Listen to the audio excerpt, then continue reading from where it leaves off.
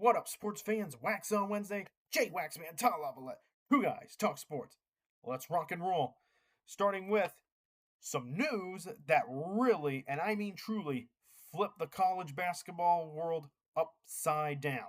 For those of you who have not heard, Dusty May is no longer the coach at the University of Michigan.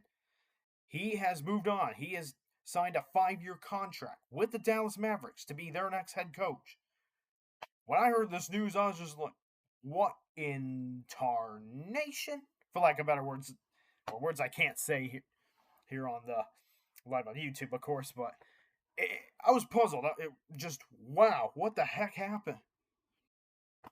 But I did not expect, this was news that I did not expect. So, Dusty May, he was only the head coach of Michigan for 2 years. For just 2 years. Everything was lined up perfectly for him at Michigan to have success. All the NLI, he knew how to work the transfer portal, and he was doing a great job. Everything was going smoothly. And then he just ups and leaves for the Dallas Mavericks. He's like, adios. Now, I will say this. At first, the big reason I thought that Dusty May was leaving for the Dallas Mavericks was because of some sanctioning violations that were coming Michigan's way due to recruiting tampering, which Dusty may or may not have been involved with. But so my first thought was, okay, he's getting out of Dodge, he's getting out of Michigan while he can, so he doesn't have to fall on the sword that Michigan may very well have to fall onto when they vacate some wins, if, of course, the investigations find that they did tamper with some recruiting. So, again, I'm not going to jump to conclusions. At first, I thought the reason was due to punishments that were coming Michigan's way, and he didn't want to face them. I was like, okay, I can't blame him for getting out while he can. But from what I could tell, and listening to a podcast featuring John Rothstein, who is a guy that I respect when it comes to college basketball, he knows what he's talking about when it comes to college basketball. Turns out there is more to this story. It's not just because of punishment. I mean, yeah, the punishments might be one reason, but it's not the only reason that Dusty May left. It's the whole landscape of college hoops, man. And I think even Dusty May did not like it. I think, he just had enough, and, he had won a championship with Michigan. He's like, okay, what more do I got to prove? Let's get out of here while I can. That Dallas Mavericks job looks very appetizing. Looks very, very awesome. Let's go take this opportunity. And John Rothstein, he pointed out something interesting when it comes to the differences between the NBA and the NCAA when it comes to offseason for coaches. In the NBA, coaches get breaks. They get in the offseason. They get to go relax once the draft is over, get to go do whatever they want, plan vacations, go on trips, spend time with the family. From what I understand, that is not the case in college hoops. Coaches have to work all offseason long to assemble a roster. And especially considering now we got the late transfer portal when a coach resigns during the middle of the offseason. And now we got Michigan players who are already planning to jump into the portal once it opens up for U of M players. And by the way, that is a thing where players can opt to jump into the transfer portal if a coach leaves for whatever reason and at any time. But coaches in the NCAA, they used to get a break, vacations during the offseason, but that's not the case anymore with the transfer portal, NIL, meeting with boosters and other alums, all sorts of things. Like, they really don't, from what I understand, coaches really don't have an offseason. And I don't think Dusty May liked that part of the job. I think he wanted to kind of relax. He doesn't mind working hard to assemble a team for Michigan and all that stuff, but having to do other things, it can be a lot on the plate. And with the NBA, you got some work to do in the offseason, but it's not quite the work. But from what I understand, it's not quite the workload that the NCAA has for you, especially in this day and age with transfer portal, assembling new rosters, NIL, all the stuff I've mentioned. So I think Dusty May wanted to get away from that part of the job and wanted to try something different with the NBA, where potentially he doesn't have as big of a workload and he can just focus on coaching. Because Dusty May is an excellent coach, and I do think he could do really well in the NBA. Time will tell, of course, but obviously, I think the two big reasons. At first, I thought the big reason was some of the punishments that may be coming Michigan's way. But the big reason, of course, is like a lot of other coaches, Dusty May has just grown tired of all this nonsense of with the landscape of today's college basketball system. Transfer portal, NIL, meeting up with having to do all sorts of other things in the offseason. When in reality, comes off as a guy that just wants to coach basketball. He just wants to do what guys like what he just wants to do things like guys that such as Matt Painter do. Like they just want to coach. They just want to coach basketball, and that's what Matt Painter wants to do. But now even guys like him don't really and John Rothstein, he covers a lot of college basketball.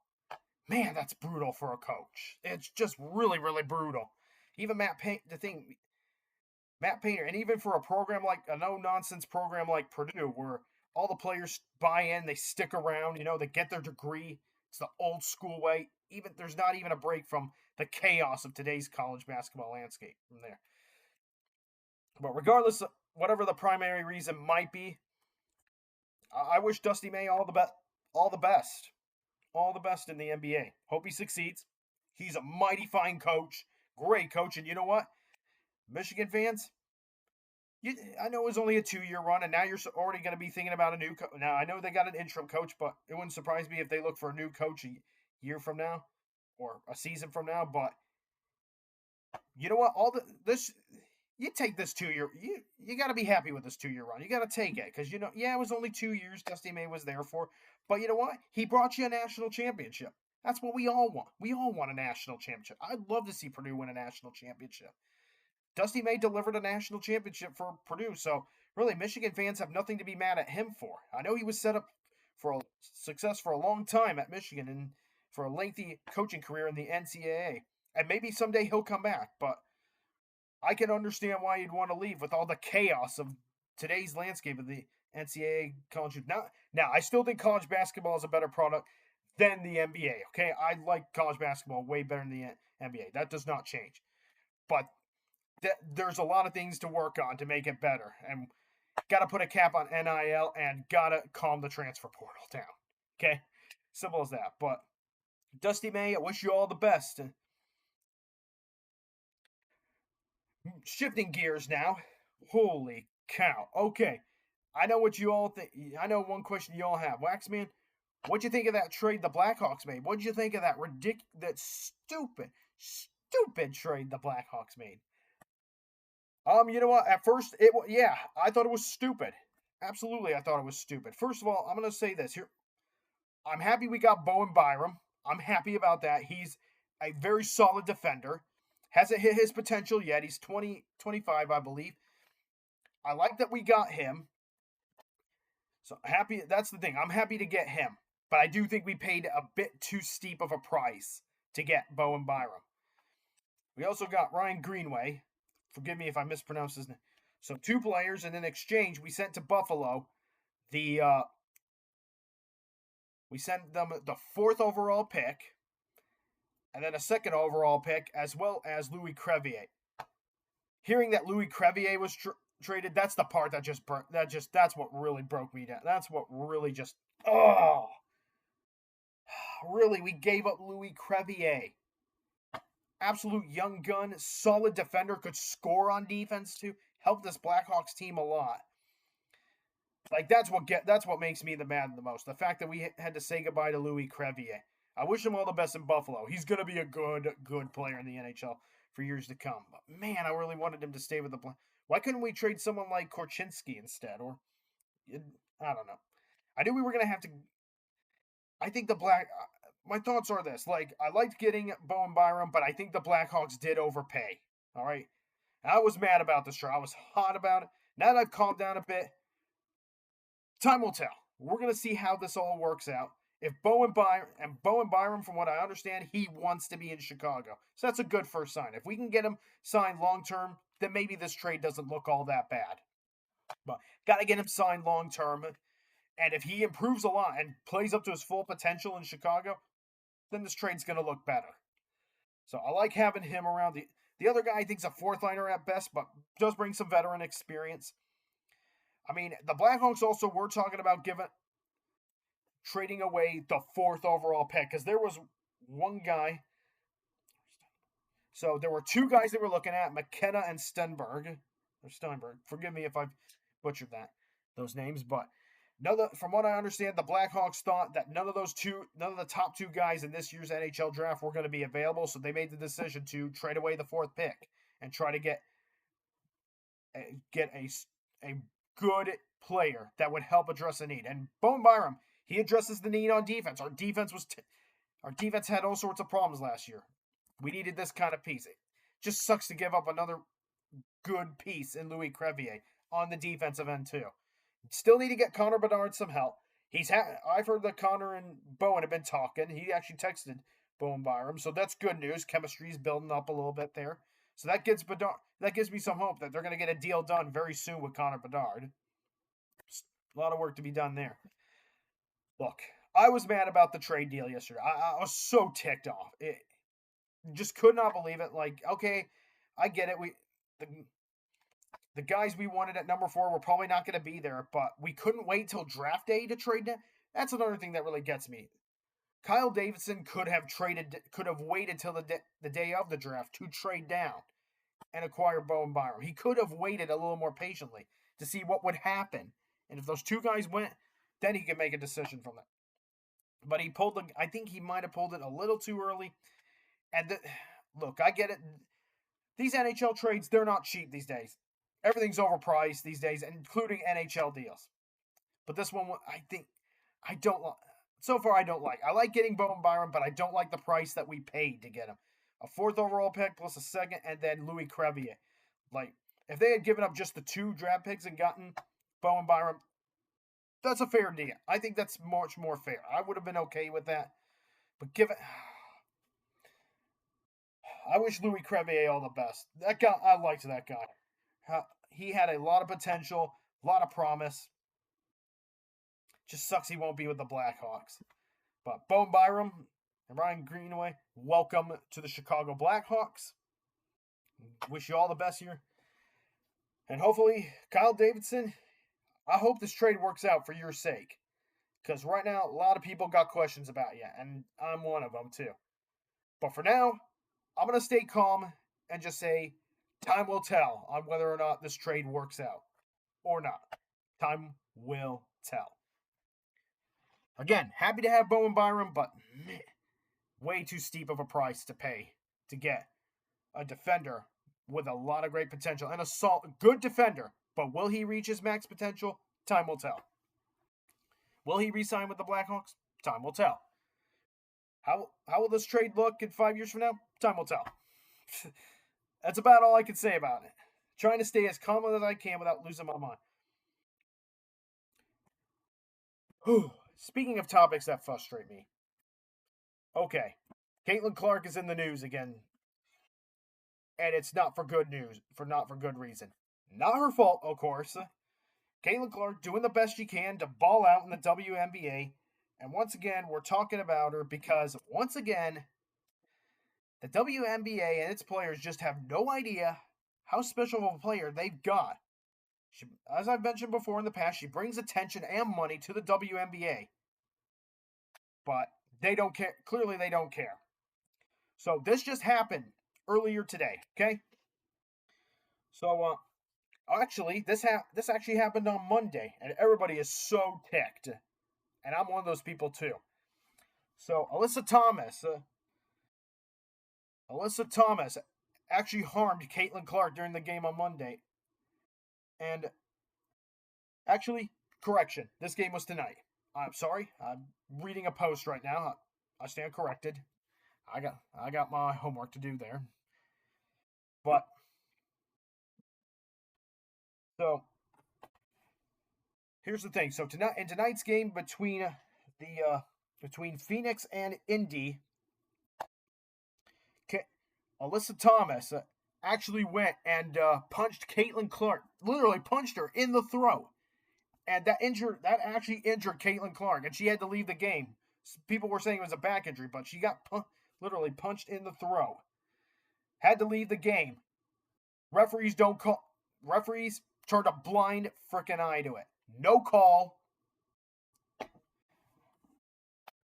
Literally, they didn't call anything. They didn't even call a flagrant 1 or a flagrant 2. That could have been a flagrant 2, but The referees just turned a blind frickin' eye to it. And the coach for the Indiana Fever, Stephanie White, didn't say a peep about it. Nothing about it. At least as far as I know. You know, it just amazes me that Caitlin Clark is still going and still playing in the WNBA with all the crap she gets every single game, with players constantly wanting to literally harm her, wanting to do whatever it takes to take her out of the game and by any means necessary, even if it means breaking the rules of the game and pretty much breaking the basketball honor code. And you know what? The WNBA, they're not going to do a darn thing about it. I'm not expecting them to do a darn thing. They won't. Because, you know, for a number of different reasons. I won't go too specific into it, but let's just say politics are at the top of it. But the thing that just grinds my gears about this, and that what makes me mad, is the coach for the Indiana Fever, Stephanie White, is doing nothing about this. She's doing nothing to come to Caitlin Clark's defense. Stephanie, come on. Literally, yell at the referees. Get it technical, you know? Shoot, get thrown out of the game if you have to. Stand up for your players. Stand up for Caitlin Clark. She is getting pushed around. She's getting bullied out there, almost having bones broken. And yet, your response is to keep quiet about this rather than yelling to the officials or complain. Do what you got to do. Stand up for your players. Here's the thing. Stephanie White needs to do something about this. She needs to start standing up for players like Caitlin Clark. And I have heard that some players on the other team were some of her former players, but that's no excuse not to stand up for the current players that you have right now. Of course, the team could do a better job of having Caitlin Clark's back. Sorry. Tongue-tied. The players could do a better job of having Caitlin Clark's back. That's for sure. But you know what? The coaches need to step into and do something. And you know what? None of that is happening. Stephanie White is not doing anything to make the situation better. She's especially not standing up for Caitlin Clark. And she needs to do this.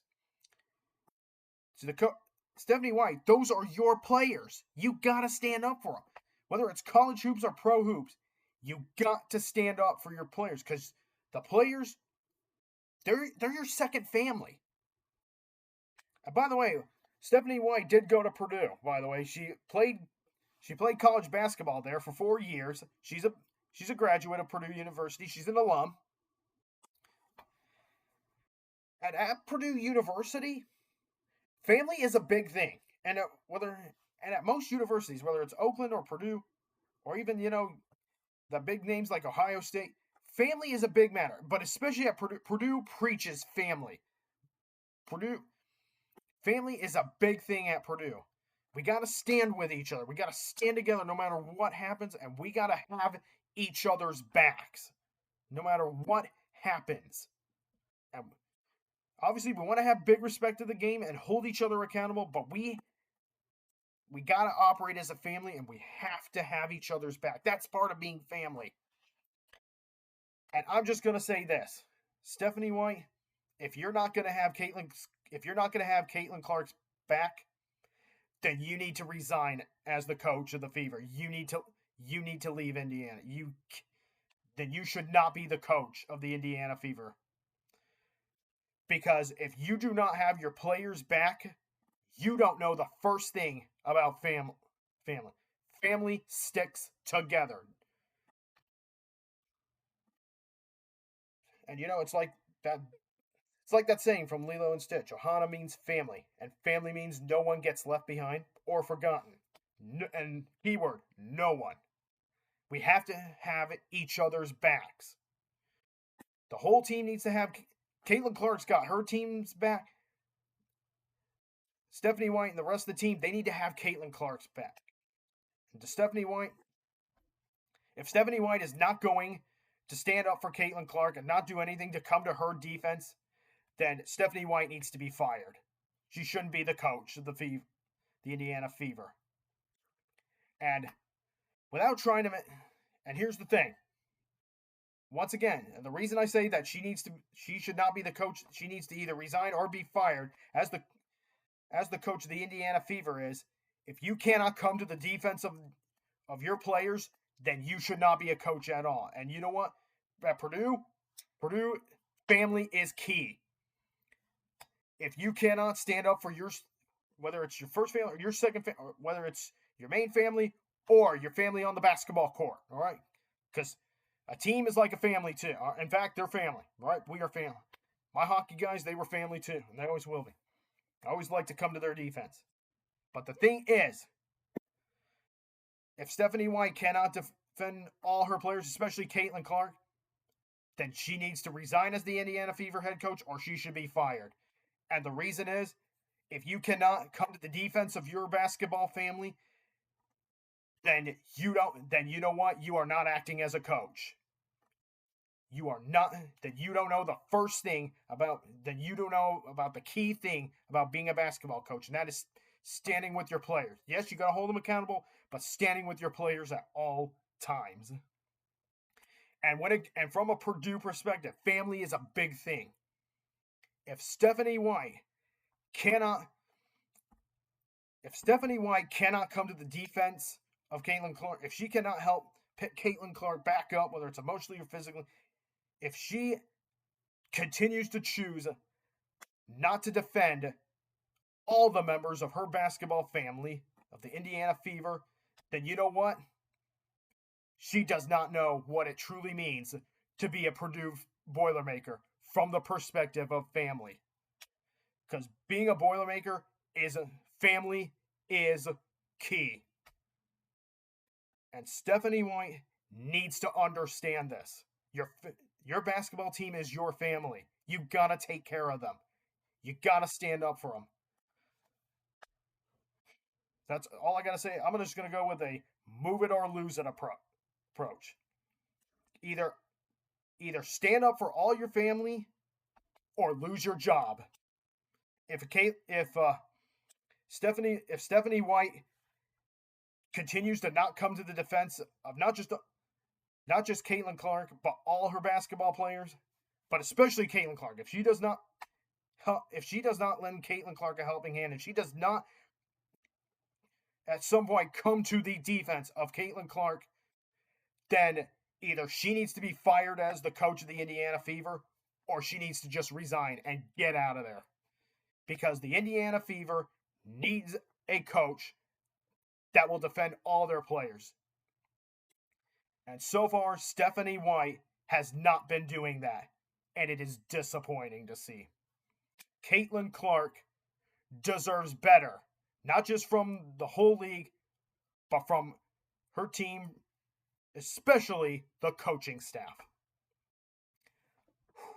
That went deep. All right, on to this day in sports history.